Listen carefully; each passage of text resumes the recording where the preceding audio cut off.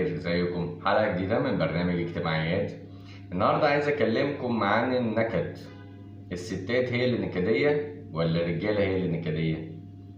طيب باختصار كده، كل الابحاث اللي انا عملتها واللي كلكم عملتوها يعني معروفة ان الست هي اللي نكدية.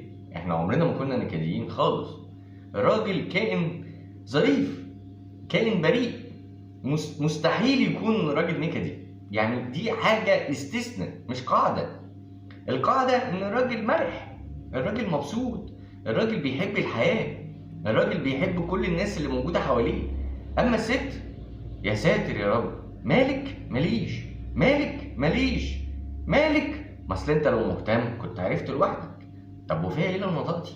فيها ايه لو قلتي؟ لا ازاي؟ امال هنكد عليك ازاي؟ امال اقرفك في عيشتك واحيرك في كل حاجه ازاي؟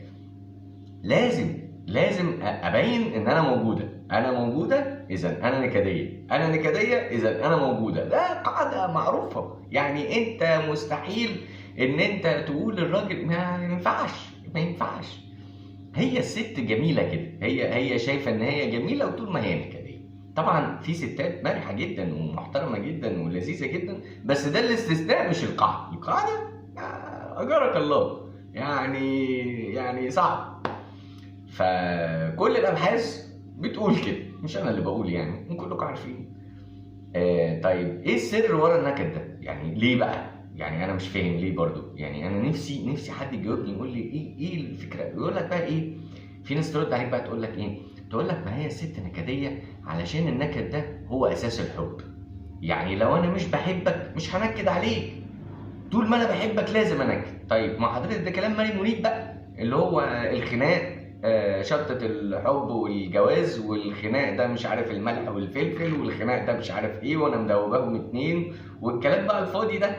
يبقى صح، يبقى انا مش غلطان، يبقى انتوا نكديين وبتعملوها هوايه والموضوع جميل قوي معاكم، وده دليل على الحب. شوف بقى يا اخي، شوف يعني انت بص، يعني انت لما يقول لك مثلا دليلك على الحب ايه، انت ما تسال الست تقول لك لا يجيب لي حاجه ذهب، يجيب لي ورد، يجيب لي مش عارف حاجه انا بحبها، يهتم بيا، يكلمني، يناغشني، يهزر معايا، يقعد معايا طول الوقت اللي فاضي فيه. لكن لما تسالها ايه اللي انت بتقدميه لجوزك علشان تحسسيه ان انت بتحبيه، تقوم تقول لك انكد عليه. شوف يا اخي، وبعدين في الاخر يقول لك مجتمع ذكوري والراجل ظالم. يعني حاجه في منتهى الصعوبة. يعني أنا مش عارف ليه بيعملوا فينا كده، مع إن إحنا والله كائن بريء ولطيف وظريف. إحنا عايزين نيجي من الشغل نرتاح وننبسط ونعيش حياة هادية مستقرة، نسمع فيها كلمة حلوة، نشوف فيها حاجة لطيفة كده، نعمل قعدة حلوة، ناكل فيها حاجة حلوة، ناكل فيها، نتفرج فيها على فيلم كويس. لكن التانيين يقول لك لا، ده أنا لما نكد عليه ده دليل إن أنا بحبه.